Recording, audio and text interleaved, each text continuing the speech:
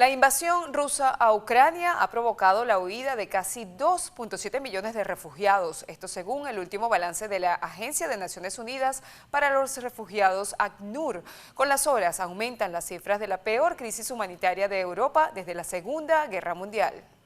Son miles las mujeres y niños que abandonan cada día Ucrania, pues los hombres entre 18 y 60 años deben quedarse a luchar contra las tropas rusas. En medio de la huida, hay particular preocupación por los ciudadanos no ucranianos o que no pertenecen a la Unión Europea. Sobre todo los que no tienen pasaportes biométricos, ellos no pueden pasar las fronteras fácilmente. Y también se crean perfiles raciales, hay mucha gente, hay un flujo muy grande que está viniendo de Ucrania. Definitivamente hay un tratamiento distinto para gente que no es ucraniana. Los funcionarios dicen que esta no es una política oficial. También han recibido muchas críticas de la comunidad internacional y algunas organizaciones que están observando cómo están las cosas en realidad. Pero la situación no es difícil solo para los que abandonan el país, sino también para quienes se trasladan al terreno para reportar al mundo lo que ocurre. Hay muchos puntos de chequeo militar donde no se puede tomar fotos, pero al pasar por ahí se puede sentir la tensión porque uno pasa por muchas barreras con tanques. A veces parece que se estuvieran moviendo los edificios como si hubiera una especie de temblor, pero es por los tanques que están pasando por ahí. Hay tensión. También hay quienes intentan llegar a Estados Unidos, pero la migración tiene ciertos obstáculos tras la pandemia. Los estadounidenses apoyan el darle la bienvenida a refugiados que vengan de Ucrania. Entonces, en cuanto a políticas, hemos visto una resistencia más fuerte y preocupaciones de parte de la administración en que no es que se esté abriendo tanto la frontera sur. Lo que estamos viendo es que hay más ganas tal vez de aceptar refugiados. También estamos viendo un bajo número de refugiados ucranianos que vienen a México, han llegado a México, están tratando de cruzar la frontera. La complicación acá es el gobierno de Estados Unidos, aún bajo esta administración, tiene el problema del Title 42, el título 42. Nosotros, como una organización, junto con muchas organizaciones de inmigración, queremos que se termine el uso de el título 42, que es de la era de Trump, que la revivió. De acuerdo con ACNUR, la cifra de refugiados podría llegar a los 4 millones, todo un reto para los países receptores. Que vamos a ver una fatiga de la generosidad debido a los números y la recepción y la capacidad de integración limitada. Debemos considerar que esta es una crisis que viene al final de otras crisis y los países tienen una cantidad finita de generosidad, fondos y capacidad de prestar atención a este tipo de necesidades de gente refugiada. Entonces, vamos a ver una fatiga del apoyo a los refugiados de todo el mundo.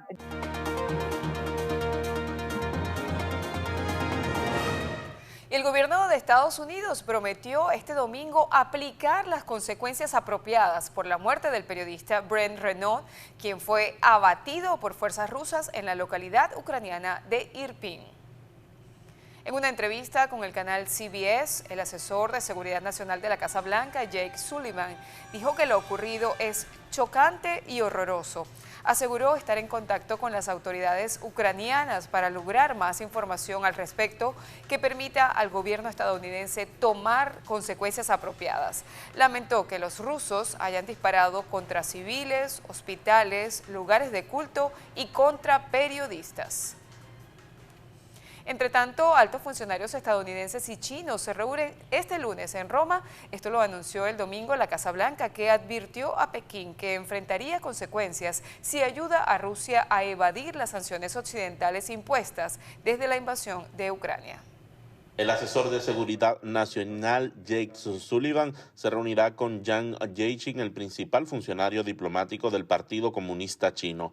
Ambos dirigentes y sus respectivos equipos discutirán sobre los esfuerzos en curso para manejar la competencia entre los dos países y sobre el impacto de la guerra de Rusia contra Ucrania en la seguridad regional y global. Pekín no ha condenado directamente la invasión lanzada por Moscú contra Ucrania y en repetidas veces ha acusado a la expansión hacia el este de la OTAN el empeoramiento de las tensiones entre Kiev y Moscú, una de las principales reivindicaciones del mandatario ruso Vladimir Putin. Las conversaciones programadas para el lunes en Italia son parte de los esfuerzos continuos para mantener una línea abierta de comunicación entre China y Estados Unidos. Y en otras informaciones, Carlos Vecchio, embajador de Venezuela en Estados Unidos, informó que solicitaron formalmente a la administración del presidente Biden la extensión del estatus de protección temporal para los venezolanos acá en Estados Unidos, así como la extensión automática de los permisos de trabajo, tanto para solicitantes de TPS como para solicitantes de asilo político. A un año del TPS, nosotros hemos hecho la solicitud a la administración y esto, Miguel, digamos, es parte de las cosas que no hemos dicho públicamente, pero que hemos venido trabajando para que se pueda extender el TPS que se vence este año.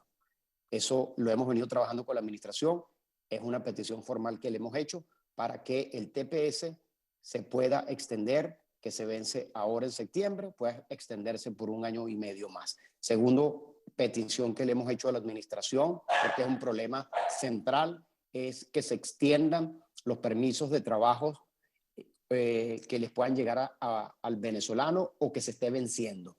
Esto es un tema central para nosotros porque, insisto, le permite trabajar a los venezolanos. Si a alguien le llegó el TPS y se le va a vencer su permiso de trabajo, le hemos pedido que lo extiendan por lo menos un año más. Y tercero, a quienes tienen asilo político. Si no les ha llegado o está por llegar, también que exista una extensión automática de ese permiso de trabajo, porque es uno de los temas más difíciles que tenemos aquí como petición. No es verdad que los venezolanos se están regresando. A pesar de las limitaciones de la pandemia, estas cifras aumentaron y esta crisis de la frontera era una crisis que no teníamos hace un año y que nos ha demandado coordinar con ONGs y con grupos y con gobierno pues la atención adecuada. Entonces, ¿hacia dónde vamos? Que hay que atender las causas de la crisis migratoria. Mientras más limitaciones se colocan, lo que van a hacer es aumentar los riesgos. Pero si no atendemos la causa, y la causa es una sola, es la dictadura de Nicolás Maduro, que ha cerrado los espacios de futuro para Venezuela. Si no atendemos eso, esta crisis migratoria va a continuar.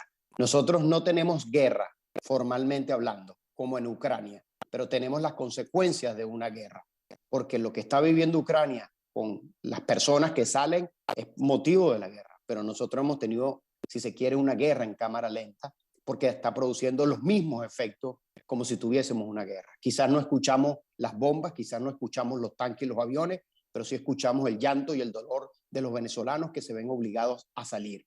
Y hoy es la crisis migratoria más importante del hemisferio y se va a convertir en la más grande del mundo si continúa Nicolás Maduro en el poder.